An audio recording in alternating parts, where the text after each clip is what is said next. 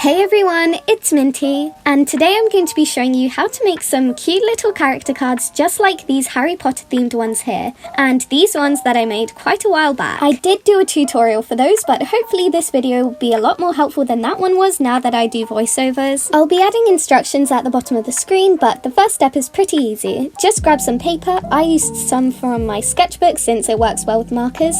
Then use a ruler to draw some rectangles. You can choose your own measurements, but I like to do 4 inches by 3 inches. I also chose to round the corners of mine, and then that's it for the first step. And now for the most important part, which is drawing your character. You could do your own original characters like I showed you at the beginning of the video, or you could make some from a movie or a TV show. Anything goes. I'm going to draw some characters from Ralph Breaks the Internet. The reason that I decided to make these is because there's going to be a local fair in the summer at a school, and you can set up a stall, and I thought I could make some stuff to sell. I don't know if I'll actually go through with it, but if I do, I think that making these sets of cards like this could be a cool idea. I'll probably get tired of making these at some point though, so another idea is to do some acrylic paintings on canvases or make birthday cards. Maybe you can help me out with ideas. I mean, what would you buy if you were around the ages of 6 to 12 at a fair? I don't know. Either way, these are just fun to make, even if I don't end up selling any. I'm colouring the characters like I usually would, but I'm also going to add some colour in the background, leaving a white border around the edge, like you can see in the corner of the screen where the Harry Potter cards are. There's something a little bit off about Vanellope's face, but it's not too big of a deal since I like how I coloured it and everything, so I can ignore that. I love how the sweets look in her hair and add a pop of colour onto the black, which was really hard to colour by the way. Black is hard to shade enough already, but having to leave spaces for the sweets and the sprinkles in the hair didn't really help. Turned out fine though. Also, I'm sorry if the audio sounds weird. I'm not sure if it's any better or worse than how I usually do it, but I'm in a different room and it's a lot less echoey, but I feel like that makes it kind of muffled.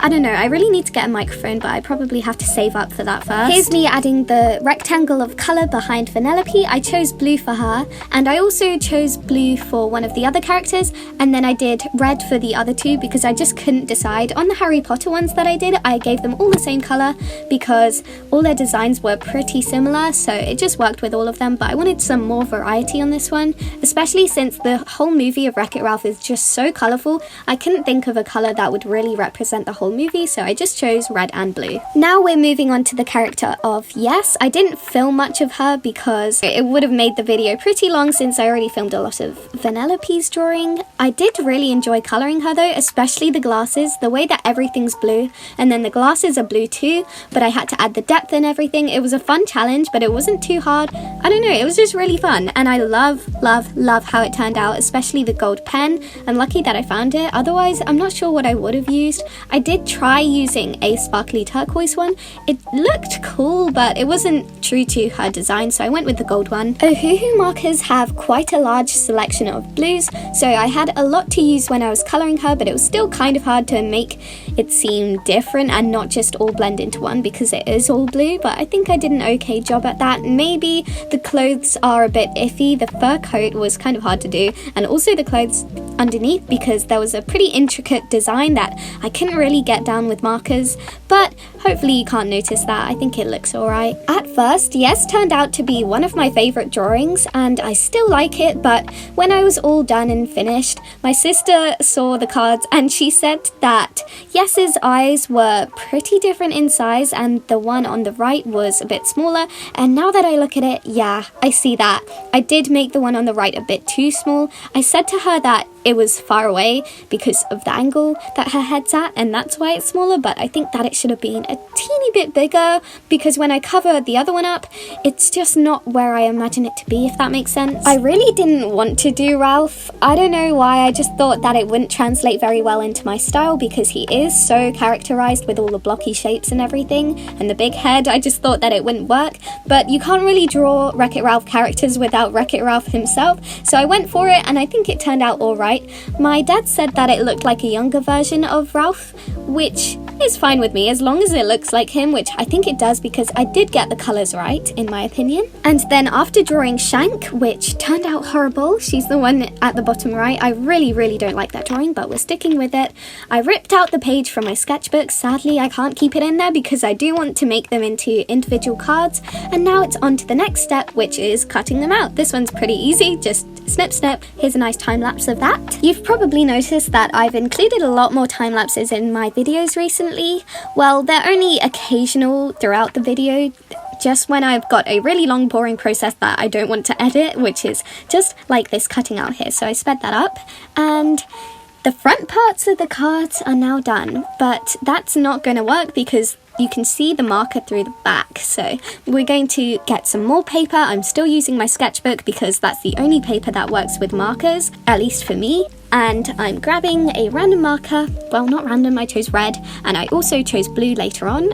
And I'm adding some squiggles all over the page. It kind of reminds me of toothpaste, which I'm not a huge fan of, but it worked out okay in the end. Considering I didn't know what I was doing, it's okay. And since I'm going to be cutting out these as well, going over the lines does not matter in the slightest, and it feels kind of good actually to not have to worry about that, and then satisfyingly just snip out the offcuts afterwards. And here it looks pretty crazy, but now that I've cut them out, it looks a little bit more organized, and I'm adding some shading to make it match a bit more with the other parts that I already drew with the characters on, and I'm also adding scratchy biro to mesh with that. That didn't really help, but I tried to save it by adding even more stuff, and I took my black Posca. I was going to use white, but I changed my mind. I used black. I drew a little home button at the bottom, even though it looks like an arrow. I wrote the word loading with some dots underneath, and I wrote exit at the top, so it's meant to kind of resemble like a game starting page or something to do with the internet because that's the whole theme.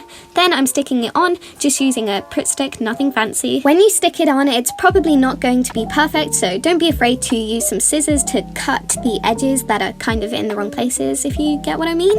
And yeah, that could be it. I could stop here because they look alright, they have a back and a front, but no. I have a laminator at home. I'm not sure if that's a common thing. I assume most people have it, but if you don't have one, then that's okay. You could just find some plastic if you have any of that and stick it on the top, maybe some tape even, but that might get a little bit messy. So if you don't have any of that, I suggest that you just add another layer of paper in between to make your card a bit thicker, and then you won't have to worry about it ripping or anything, although it's just better to add plastic on top somehow because it will give it a shine and protect it from spilling water or anything. So I just put these I just put the cards through this laminator in plastic and it stuck it all down, but it's not perfectly sized, so I'm still gonna have to cut it out. I don't know about you, but I keep rewatching the last few clips because I love seeing the thingy go through the laminator and come out all smooth. It's just really satisfying to me. And then I just cut it out. I leave a little border around the edge of the plastic because if I go too close, I feel like the plastic might peel back a little bit. I don't know, just for safekeeping, and I think it does add a nice touch having the see-through border around it. That's what I did with the Harry Potter ones here, and they all look kind of nice together even though they're not in the same set. So yeah, that is how I like to make these character card thingies. I don't know if this is already a thing or if I just kind of made it up, but I do love making them, and hopefully you can try it out too, and hopefully you enjoy it using this video. Thanks for watching, and here are the shout outs quickly, also some fan art and the shout out emoji. Bye!